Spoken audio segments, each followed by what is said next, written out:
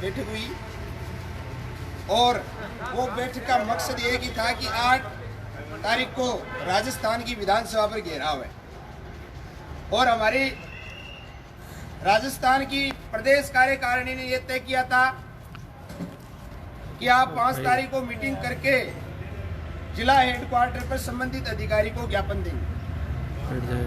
हम वहां से पंचायत समिति से बिल्कुल शांतिपूर्ण आए हैं और आकर के हमने ये कहा कि एडीएम साहब को बाहर बुला लीजिए, क्योंकि वैसे ही आप कोविड को ज़्यादा मानते हो, अंदर सब लगा रहे हो मास्क, तो हम ये नहीं चाहते कि आपका कोविड के कारण कोई कारण हो अंदर जाने से। तो हमने कह दिया कि आप बाहर आकर के हमारा मेमोरेंडम ले लीजिए। आपसे हमारी कोई न मांग है, आपसे न कोई हमारी समस्या है, हल होने वाली है, और न आपसे कोई हल होने वाली है। एक छोटी सी बात है, नॉर्मल बात है, जो राजस्थान में कोई भी ऐसा अधिकारी, मैं तो कहता हूं जो अधिकारी है वास्तव जनता के लिए बैठा है, वो अधिकारी इस हमारी जो बात है उसको अवॉइड नहीं करेगा कोई भी। लेकिन पहली बार क्या पता, हमने एकदम शालीनता से कहा, क्या पता उनको कैसा ईगो आया है। मैं तो राजस्थान सरकार के जो यहाँ के प्रभारी है, राजस्थान सरकार को और जिला कलेक्टर महोदय को यह अवगत कराना चाहता हूं कि एक तरफ आप ये कहते हो कि सरकार गांव तक जाएगी, प्रशासन गांव तक जाएगा। आज गांव का प्रशासन, गांव की सरकार आप तक आई है, जमीन पर बैठी है और आपसे मिलने के लिए आई है। सिर्फ ये ज्ञापन देने के लिए हम आए हैं। आप हमारा ज्ञापन छूते नहीं सकते हो। ये कौन सा हमारे साथ में न्याय कर रहे हो। लेकिन हम कहना चाहते हैं, उल्टी गिनती शुरू हो जाती है ना, वो ऐसा ही निर्णय करते हैं। एडीएम साहब पता नहीं, आज तक मैं कहता हूं कोई भी, हमने कलेक्टर साहब को ही कहा है, हमारा सार्वजनिक जीवन आंदोलनों का रहा है। ये सीआई साहब बैठे, परसों ही हमने 20,000 की यहाँ मीटिंग करके गए हैं। हमने किसी का भी ऐसा अनुशासन तोड़ने की न तो हम इजाजत देते हैं, न हम गलत काम करते हैं। ये तो सरपंच है, चुने हुए प्रतिनिधि है, एक सरपंच 5-5 हजार वोट और 7-7, 8-8 हजार की आबादी पर चुनाव प्रतिनिधि है।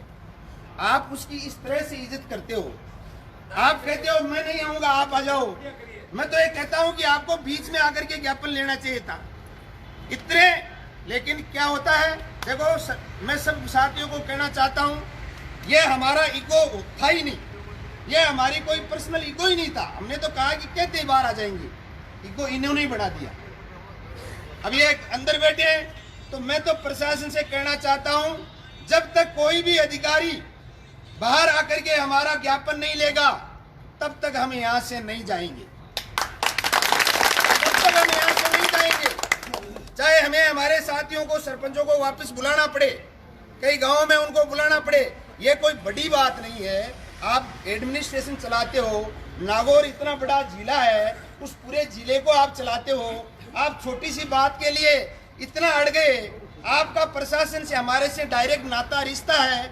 आप हमारे बगैर नहीं हो, हम आपके बगैर नहीं हो। ये कौन सी बड़ी बात आ गई इसके बीच में, मुझे पता नहीं है। इस बात को समझना पड़ेगा साथियों।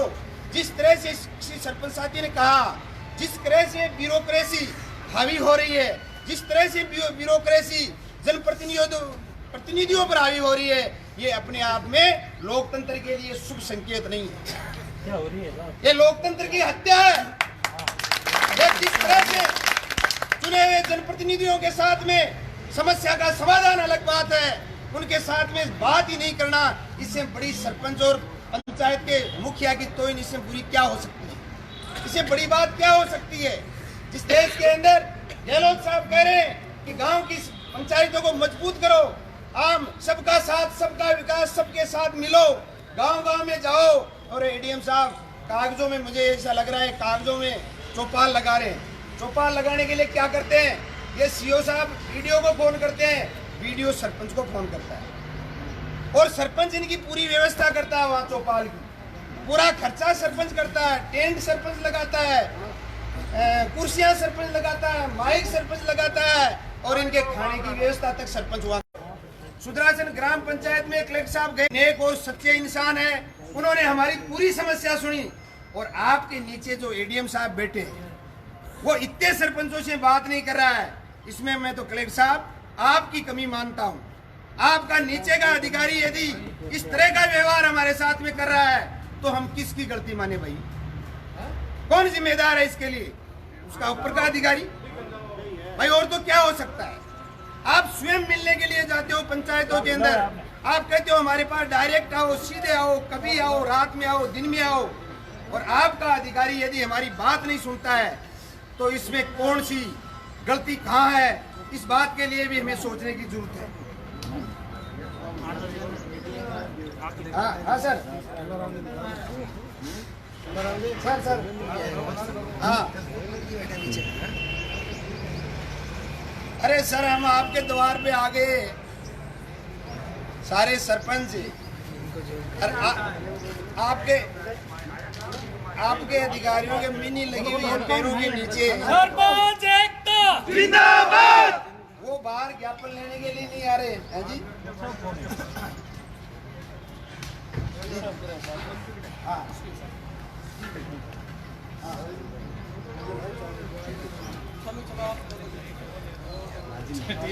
थोड़ा बटी नार दिखाओ देखा बनाओ बनाओ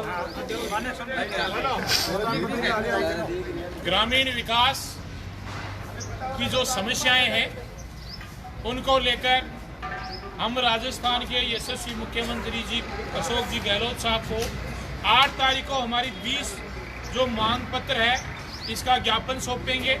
सबसे पहले हमारे सरपंचों के लिए पीडी अकाउंट की समस्या थी, सरकार ने हमारी उस बात को मानी, उसके लिए हम सरकार को धन्यवाद देते हैं। लेकिन और कुछ ऐसी समस्याएं हैं जो सरपंचों के विकास के लिए जटिल प्रक्रिया है, उनके बिना गांव का विकास नहीं हो रहा है।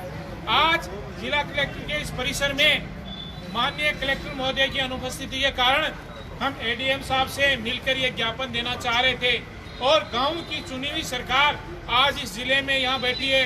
ये वह जिला है जो भारत में इतिहास के रूप में जाना जाता है। 2 अक्टूबर 1959 को इस नागौर जिले की धरती पर पंडित जवाहरलाल जी नेहरू पधारे और पंचायत राज की स्थापना की, और 73वां संविधान संशोधन है उसको भारत के तत्कालीन प्रधानमंत्री राजीव जी गांधी ने लागू किया। और आज मौजूदा हमारी कांग्रेस की सरकार है, लेकिन फिर भी हमारे एडीएम साहब इतनी हठधर्मिता के साथ में हमारा ज्ञापन नहीं ले रहे।